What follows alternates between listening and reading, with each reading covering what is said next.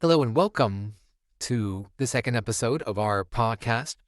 We are talking hazards, and today we decided to put our attention to social fakeness and the effect it has on social media. What sense does that make? When I first started posting TikToks, I wanted to be authentic as possible. And for the longest time, I thought that was going to be the hardest thing to do on an app with a whole bunch of users on it because the competition is stiff. But then as the days go by and I post more and more, I realized being authentic isn't hard around a whole bunch of fake people. Don't even get me started on people who get up in followers and likes and they think they can drop a financial course on how to make money or how to make more money. Let's think about this hypothetically.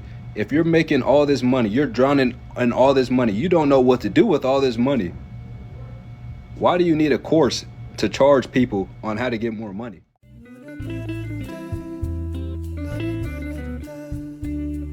My definition, social fakeness is the idea to be somebody you're not, or to do things you wouldn't normally do or agree with for the sake of your social image. So just to be popular, you would just simply be someone you're not to be liked.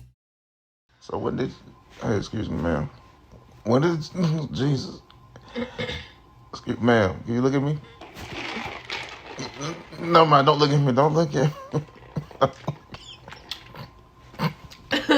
Wait. TikToker found a way to make her face look 30 years younger without surgery. Her transformations are so shocking that people are even calling her the world's biggest catfish. It all started with her feeling so insecure about her wrinkly face and sagging skin that she went looking for a real beauty hack to make herself younger and restore her youthful glow. And boy, did she find one.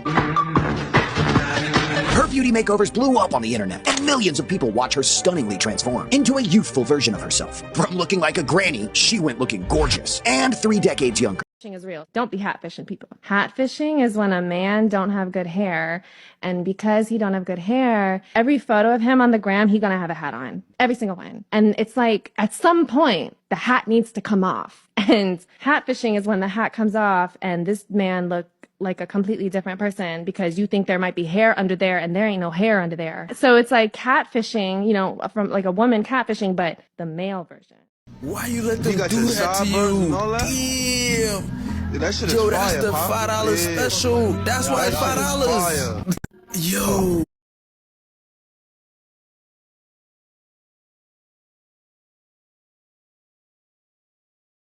Yes, they can spray paint their hair, and women wear extensions or wigs.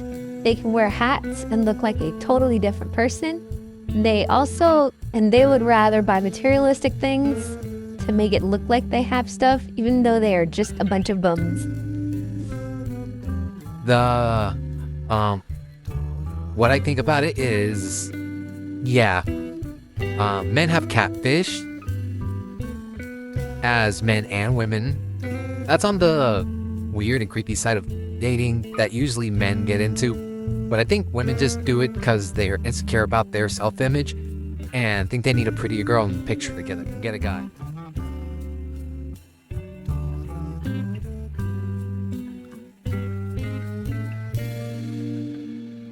I think content that's dedicated to trolling and clickbaiting is basically someone who's just looking for the money, and I really don't blame them. I think a lot of people don't care about living a real life.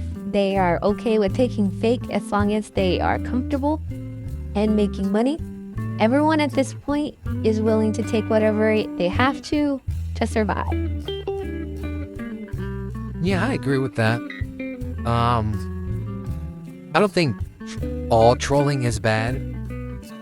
In a community, where scrutiny and invading people's privacy is common, you have to find a way to keep yourself above it all. Step on them haters, flip them off in the process.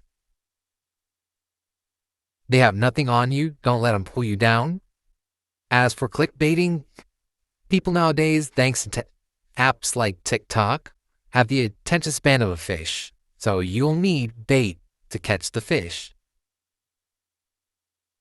Other people who've been straight up lying in their thumbnail, that's not clickbaiting. That's a lie.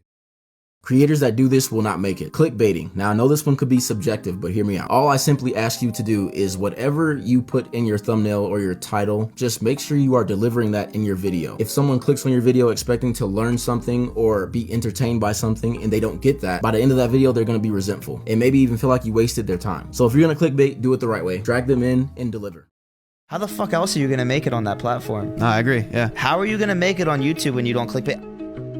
You were clickbait as fuck. You know what I'm saying? Like, flat out. Yeah. But you embrace it, right? You know you clickbait the hell out of everything. Yeah, 100%. Why do you do that? And how do you, like, overcome people being like, clickbait? Let's be real, bro. How the fuck else are you gonna make it on that platform? No, I agree, yeah. How are you gonna make it on YouTube when you don't clickbait? I mean, look, not saying it's unless impossible. you have the ins at YouTube. Yeah, it's very hard to pop off on a platform unless somehow people want to click on your videos.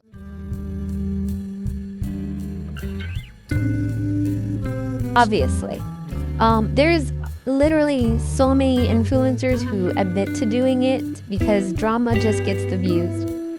They basically rehearse drama, they have a whole cycle of it, they have scripts, every single thing about content creating. For some YouTubers is just fake. Yeah, and that's not right. Making up lies to simply make more money, basically, that's the devil's business. You have millions of people buying into that lie and want to live that lie, but they don't realize it's a lie. So you teach it to the kids, and they've just created a generational curse in their family. So have you ever did it, Tom? Have I ever been in a polygamy relationship? Would you? I mean, if you want to be honest, every girl has been in a polygamy relationship unknowingly. Unknowingly. Why do you say that? Because their mans be cheating on them. So everybody has been in a polygamous relationship unknowingly. Everybody haven't been in it. Majority of the women have. I think this is something someone who has been cheated on says. I haven't experienced it, so I don't think that I would be considered someone who has been in a poly relationship.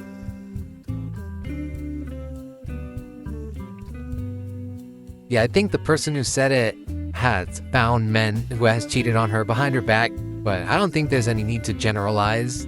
Like, every girl has been through it and every guy has done it. Like, they're normalizing cheating. You think about why some people have them or why you would even need one. It makes me question what YouTubers are hiding for them to need a NDA for any person to even come in contact with them. I think a lot of NDAs are made because of the shadiness behind whatever who made the NDA is doing. I get something should be kept under an NDA to keep leaks from happening, but NDA's main use nowadays is to keep whatever shady stuff they have going on under wraps.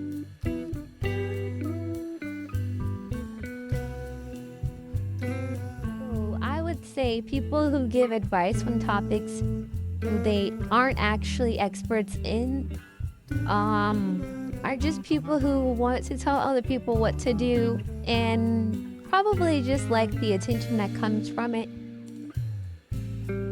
Yeah. What I think is, I don't think, they should stop being influencers, because I think some people do need to hear that advice. But I just think they just need to work on more on following their own advice and just keep at it. If you slip up, own up to it, apologize, and keep it pushing. It's not the end of the world. Thank you so much for watching. We hope you enjoyed our second episode of Talking Hazard. Leave a comment. Let us know if you agree or disagree. Like and subscribe. Follow our social medias, Facebook, Insta, X, and TikTok. And we hope to see you on our next episode. Love y'all.